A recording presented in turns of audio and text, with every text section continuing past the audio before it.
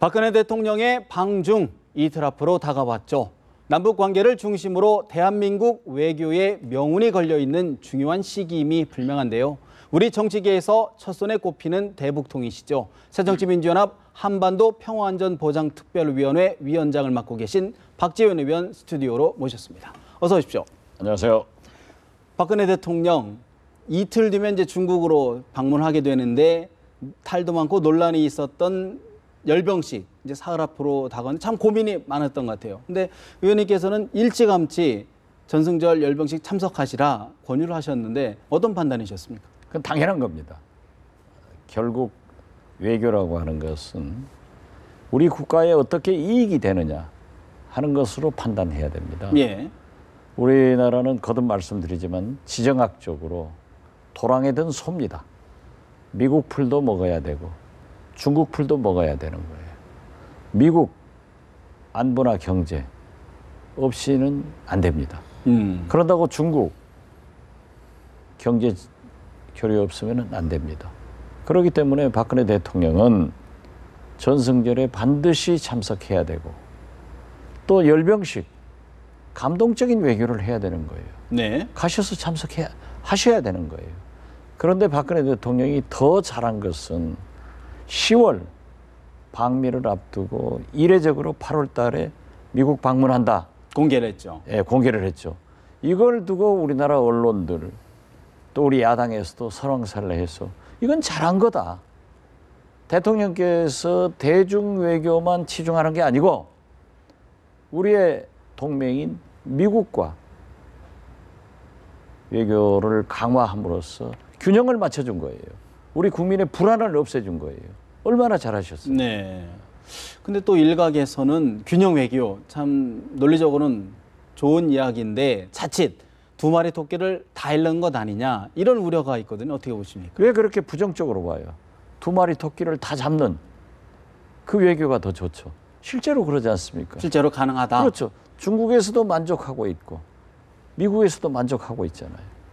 만약 전승절 열병식 하지 않았겠다 했으면 중국에서 가만히 있겠어요? 이번 남북 고위급 회담도 미국과 철저하게 공조를 했고 중국의 협력 없었으면 성공 못합니다. 이렇게 단견적으로 뭐든지 박근혜 대통령이 잘못한다라고만 볼 게 아니라 네. 저희 같은 야당 입장에서도 저는 박근혜 대통령이 이번에 남북 고위급 회담을 성사시킨 거나 중국, 미국 이 외교는 참 잘하셨다 이렇게 평가를 합니다. 구체적으로 예를 들어 이번 방중 기간에 박근혜 대통령이 어떤 좀 외교적 성취를 좀 구체적으로 좀 가져야 될까요? 시진핑 주석과 한중 정상회담을 할 것 아니에요? 네네 하는 걸로 예정이 돼 있습니다. 예. 그래서 거기에서 우리가 남북 관계에 대해서 좀 중국이 유화적 제스처를 또 행동을 해서 우리 남북 간에 좋아질 수 있는 협력을 해달라. 이런 것을 요구하는 것이 좋고 예. 물론 우리와 대중 이 경제협력, 군사협력 이런 건 좋죠. 지금 사실 일부 언론에서도 보도됐지만은 중국이 북한보다는 우리 대한민국을 더 좋아하고 가까워졌지 않아요. 가깝게 느끼는. 예. 예. 그렇기 때문에 우리는 그러한 기조를 유지하면서 절대 미국을 등한시해서는 안 됩니다. 우리가 중국에 치우쳤다 하면은 그것도 안 되는 거예요. 예. 미국은 어떤 의미에서 보면은 우리의 과거였고 오늘이고 내일입니다. 만약 미국이 없었다고 하면은 우리가 한반도를 지켰겠습니까? 우리 경제가 기술이 이렇게 됐겠습니까? 오늘도 마찬가지입니다. 오늘도 미국이 있기 때문에 한반도가 지켜지고 경제가 기술이 되는 거예요. 내일 또 우리는 그러한 걸로 가야 됩니다. 중국은 어떤 의미에서 보면은 오늘이고 미래입니다. 경제. 예. 네. 그러면서도 가장 북한의 영향력 행사할 수 있는 곳이기 때문에 시진핑 주석이 좀 북한을 달래고 해서 대화를 잘 할 수 있고 그런 게 필요하다. 저는 그렇게 보고요. 네. 특히 이 김정은 체제가 조금 불안하다. 우리가 그런 평가를 하고 있지 않습니까? 그러나 5년 집권을 했습니다. 김정일 위원장도 김일성 주석이 사망하자 중국에서 바로 초청을 해가지고 체제를 안정시켜줬어요. 예. 그런데 지금 5년째 중국 정부에서 특히 시진핑 주석이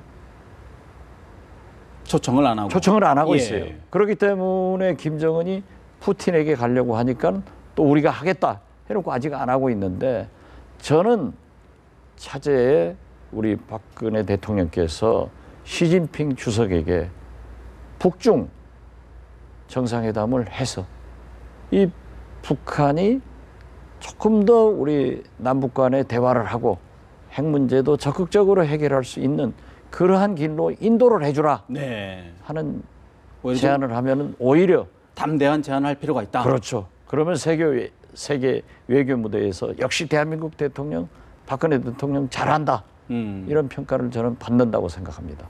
이번 남북 군사적 충돌 위기 속에서 박근혜 대통령의 대북 원칙론이 빛을 발했다라는 게 사실은 정치가 안팎의 좀 평가하신데, 그동안 대북 정책에 관해선 야권에서는 햇볕 정책이 유효한 정책 아니냐 이렇게 좀 주장을 해오셨단 말이죠. 어떻게 평가하십니까? 저는 뭐 박근혜 대통령이 원칙론보다는 조금 더 유연한 접근이 필요했다. 저는 그렇게 봅니다. 네. 그러나 우리 대통령이니까 제가 그렇게 북측을 향해서 우리 대통령이 잘못했다 얘기할 수는 없지만은, 하나 분명한 것은 이명박 대통령의 비핵 개방 3천보다는 박근혜 대통령의 한반도 신뢰 프로세스, 대북 정책이 훨씬 좋은 거거든요. 그랬다고 하면은 조금 더 유연하게 대북 관계를 했다고 하면은 2년 반 허송 세월을 하지 않았을 겁니다. 더 앞당겨졌을 그렇습니다. 것이다. 그리고 여기서요. 예. 또 보수층으로부터 제가 비난을 받을 겁니다. 그런데 김정은 스타일을 이 학자들이 좀 잘 분석할 필요가 있다고 생각해요. 예. 김일성, 김정일 이 두 사람은 굉장히 벼랑 끝 외교를 하고 절대 양보를 안 했습니다. 그런데 김정은 위원장은 스위스에서 서양 교육을 받았고. 고등학교까지 받았기 때문에 약간 실사구시형인 것 같아요. 협상을 할 줄 안다. 도발을 해요. 일단 해놓고 협상을 해서 실리를 택하더라고요. 네. 그 개성공단만 하더라도 그렇고 최근에 개성공단의 임금 협상도 올려주라 이렇게 해놓고 어느 정도 되니까 탁 물러서서 협상을 하잖아요.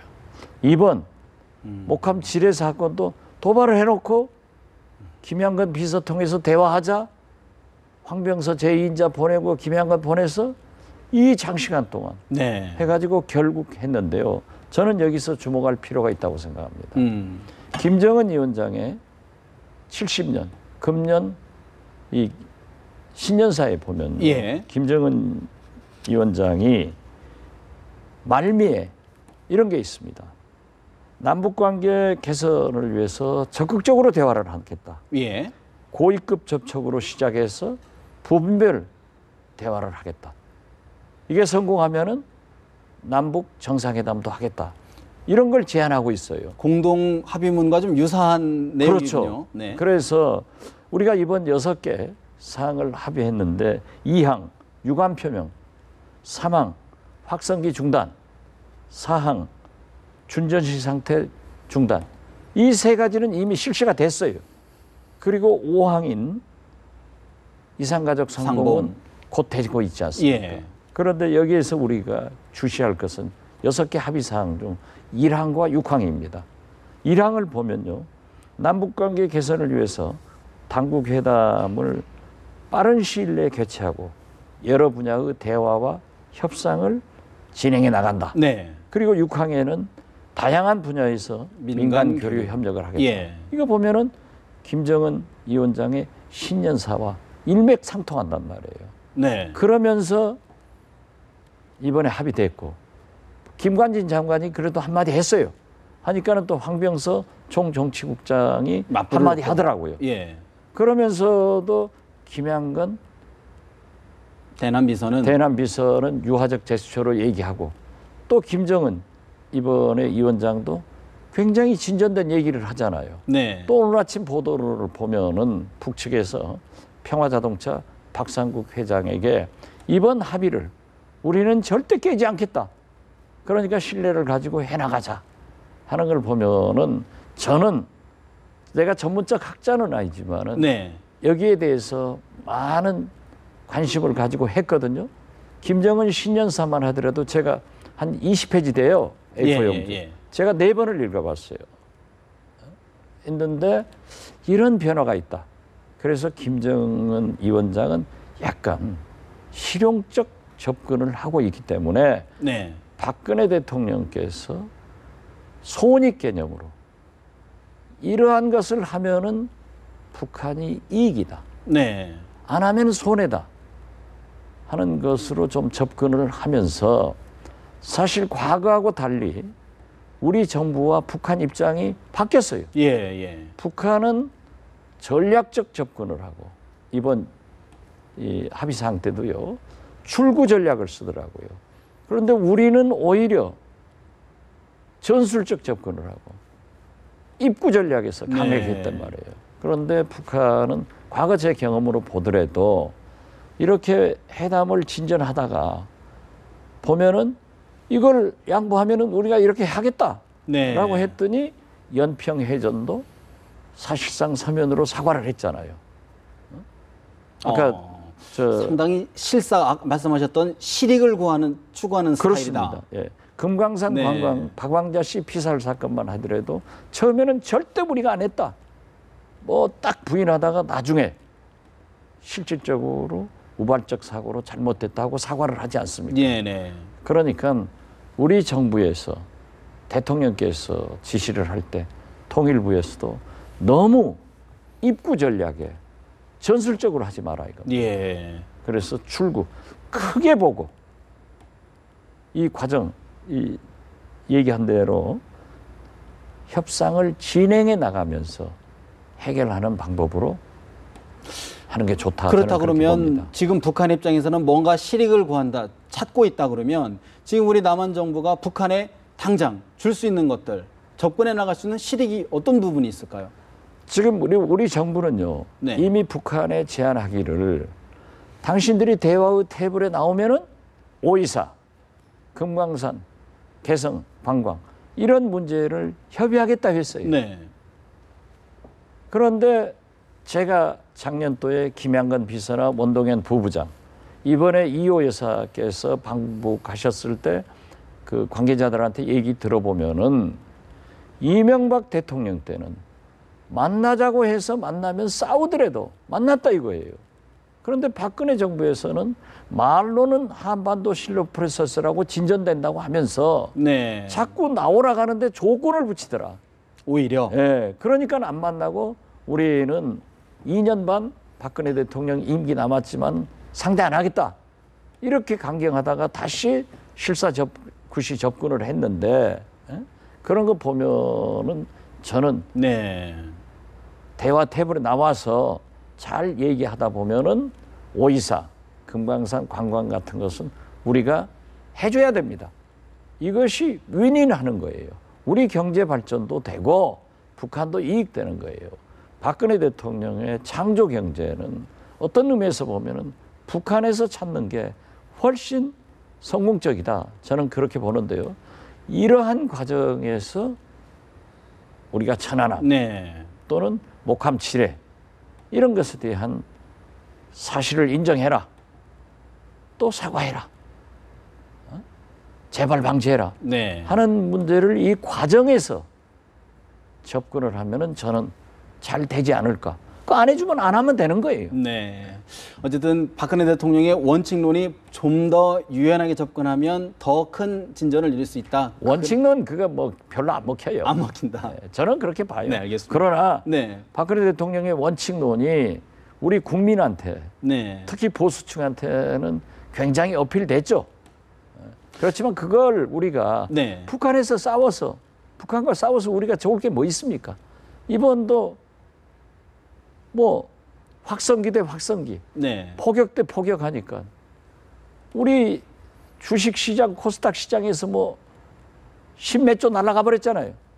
북한이 무슨 주식시장이 있습니까? 코스닥 시장이 있습니까? 북한은 손해볼 게 없어요. 그러니까 우리가 달래면서 알면서도 져주고 져주면서도 가져오고 이런 것이 필요하다 생각합니다. 현실적인 부분을 우리 의원님께서 말씀 주셨는데 사실 지금 박 대통령의 대북 외교 정책 박수만 치고 있을 수 없는 게 지금 야당의 입장 아니시겠습니까? 잘하는 것은 박수 쳐야죠. 예, 그런데 그리고 지금, 네. 우리 새정치민주연합의 가장 큰 정체성은 남북관계 개선을 통해서 한반도에서 전쟁을 없애자. 그리고 교류협력에서 평화를 지키다가 언젠가는 통일하자는 겁니다. 네. 거기에 앞서서 튼튼한 안보, 한미 동맹, 한미일 공조, 중국과 러시아의 협력이 필요하다. 이것이 김대중 대통령의 햇볕 정책이에요. 이보다 더 중요한 게 어디 있어요? 전쟁 나서 다 죽으면 아무것도 없습니다. 그러니까 자꾸 정치 문제 질문하지 말고 손질해도 이거 질문하세요. 네. 사실 이제 관심은 지금 뭐 물론 야당 쪽에서 사실은 대북 정책만큼은 뭔가 좀 그동안의 이니셔티브라 할까요? 그러니까 주도권을 좀 쥐고 있었는데 지지율이 지금 박근혜 대통령이 50%까지 지금 육박한 상황 아닙니까? 그렇다고 그러면 당내의 어떤 여러 가지 또 총선까지도 우려하시는 분들이 일부 있으시는 것 같아요. 어떻게 타개해야 돼요? 그건 우리 국민이 현명합니다. 박근혜 대통령이 이번에 어떻게 됐든 남북관계를 개선하는데 획기적인 성과를 내놓았잖아요. 그러면 지지해야죠. 그걸 우리 야당이 시샘을 하고 방해를 하면 안 됩니다. 그래서 저도 당내에서 한반도 평화 안보특위 위원장을 맡았지만은 네. 제가 박근혜 대통령 이번에 잘했다. 나는 100점 주고 싶다. 이렇게 협력하고 있고 지금도 잘하고 계시기 때문에 어떠한 조언을 하지 않고 쓴소리도 하지 않는 겁니다. 이건 좋은 거예요. 네. 평화가 경제입니다. 전쟁은 다 죽는 거예요. 그렇기 때문에 박근혜 대통령의 지지도가 올라갔고 또 우리 새정치민주연합에서 몇 가지 또 실수를 한 게 있어요. 그렇기 때문에 우리 지지도가 떨어졌지만은 뭐 지지도를 염려할 필요는 없다고 생각해요. 박근혜 대통령은 차기 대통령 후보가 아닙니다. 네. 네. 그러니까 우리는 박근혜 대통령과 경쟁할 필요는 없다. 그러나 야당이기 때문에 야당은 본래 말이죠. 영어로도 오포짓 파리 아닙니까? 반대하기 위해서 있는 거예요. 네. 그러니까 반대할 것은 반대하더라도 협력할 것은 협력한다. 그런데 이번에 어떻게 됐든 두 번의 총리, 청문회, 공무원 연금 개혁, 추경 예산 이런 걸 다 협력해 줬거든요. 그런데 우리 야당이 아무것도 못 얻어냈어요. 아니 성완종 회장은 네. 육성으로 자필로 증거를 남겼습니다. 누구한테 돈 줬다. 그보다 확실한 증거가 어디 있어요. 그런데 검찰에서는 아무것도 하지 않고 지금 우리 오늘 또 그러지 않습니까? 두 건이나 터지잖아요. 우리 야당만 이렇게 하는 것은 바람직하지 않습니다. 그렇기 때문에 우리가 정부 여당에 협력할 것은 했더라도 최소한 성완종 특검이라도 받아냈다고 하면은 이러한 불공정한 검찰의 공권력 행사는 막을 수 있었지 않느냐. 네. 그렇기 때문에 야당은 싸울 때는 강하게 싸워야 됩니다. 그런 점에 저는 우리 지도부한테 불만을 가지고 있고 네. 또 지지할 부분은 당연히 지지하되 해야죠. 예. 반대할 부분에 대해서는 명확하게 반대를 했어야 되는데 그 부분이 좀 명확하지 않았다. 그런 말씀이신 거예요? 그렇죠. 그러니까 정치는 협상이고 그러니까 줄 건 주고 네. 받을 건 받아야 되는데 우리는 매냥 주고 아무것도 못 받았으니까 우리 지금 야당이 웰빙 야당 돼가지고 눈에 안 보이지 않습니까? 그러니까 우리 지지도 떨어지죠. 마지막으로 여쭙겠습니다. 그러면 앞으로 야당 어떤 방향성을 가지고 어떤 지향점을 가지고 가야 된다고 보십니까? 국민이 변했습니다. 과거처럼 무조건 싸움만 하고 투쟁해서는 안 돼요. 협력할 것은 협력하되 분명한 입장을 가지고 반대할 것은 반대해서 국민의 가려움증도 긁어주는 그런 강한 야당이 되어야 성공한다 이렇게 봅니다. 알겠습니다. 오늘 말씀 여기서 줄여야 될 것 같습니다. 말씀 고맙습니다. 감사합니다.